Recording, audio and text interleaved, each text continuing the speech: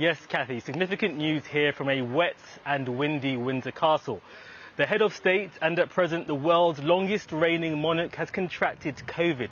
Now we understand that her symptoms are mild and flu-like, and so the attitude here is very much keep calm and carry on, and we understand that is exactly what the Queen plans to do. She'll be continuing with light duties online, although there's a worry that today's positive test may interrupt plans for her Jubilee celebrations.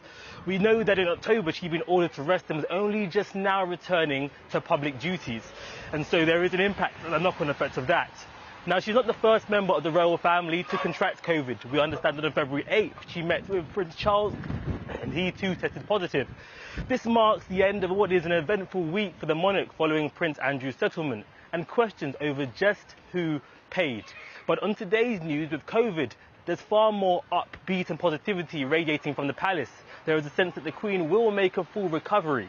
But today's news is a reminder of just how enduring COVID is. And just as the policies begin to shift, Kemi and Zerum has more. Good morning. Good morning, Your Majesty.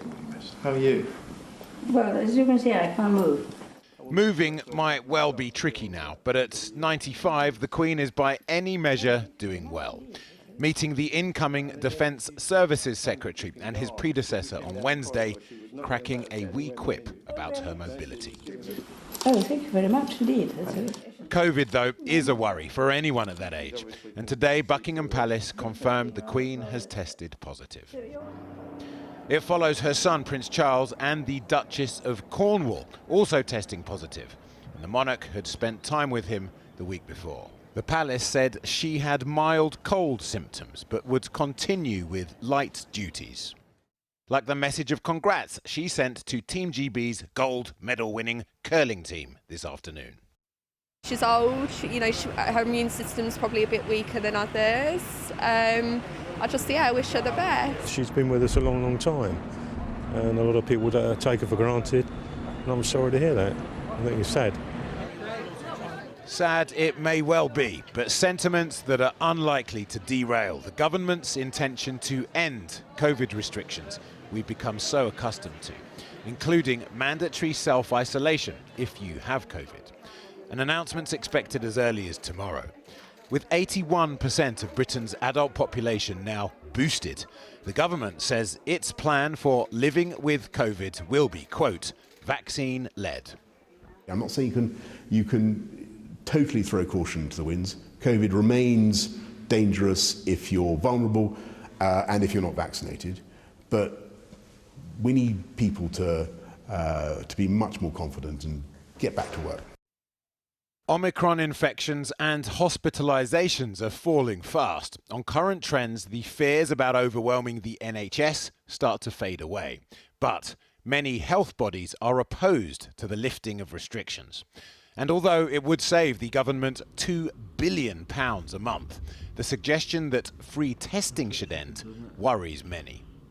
The crucial thing is that people still have access to free testing because they can then know their status and make responsible choices about staying at home. And it seems like ending free testing is a bit like being 2-1 up, just with 10 minutes left to play and subbing your best defender. We're not out of the woods yet on COVID, and so we need a plan for living well with COVID that doesn't leave people behind, particularly older people, those who are clinically extremely vulnerable, who are still quite worried and for whom having testing in place provides reassurance they can go out and live their lives like everyone else.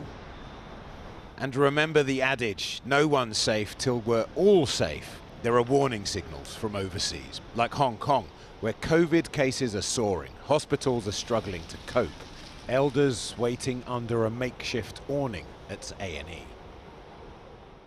Well, just before we came on air, I spoke to Linda Bald, Professor of Public Health at Edinburgh University, and began by asking for her thoughts on the Queen's prognosis as a triple-jabbed 95-year-old.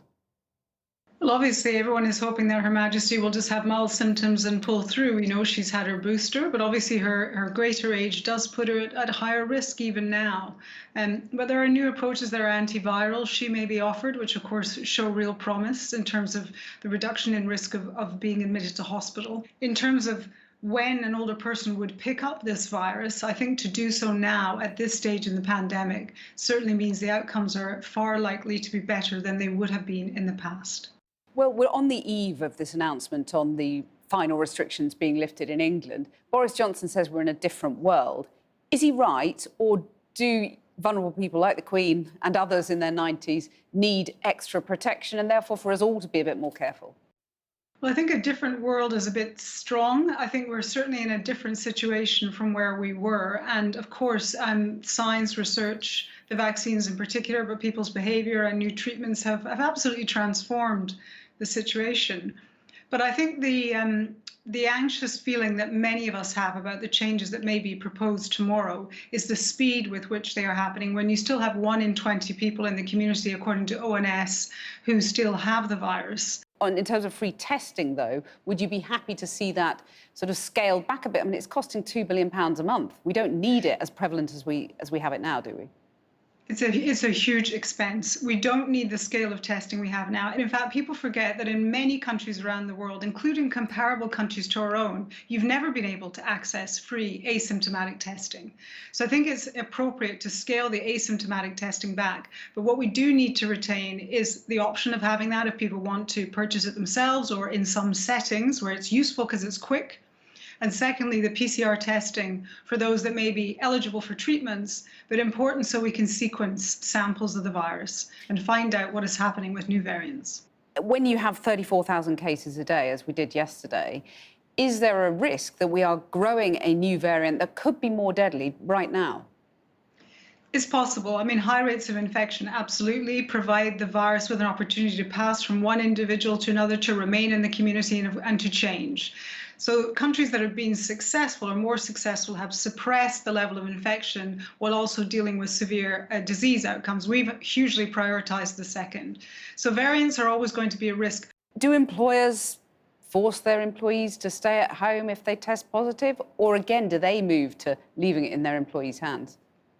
I think forcing anybody to do anything has never been a wise strategy. There are places for that, of course. But no, I think it is about employers recognizing, as they would with occupational health issues generally, that they have a duty of care to their employees. And if they can provide good information and support. Do you think that what the government has to say in the next day or so might take into account the need for a booster for over 75s and most vulnerable, a booster vaccine? Is that advisable, do you think?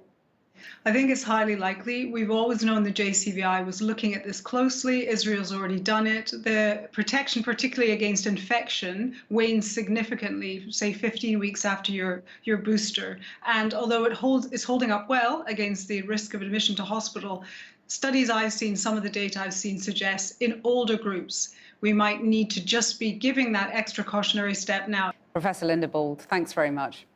Thank you.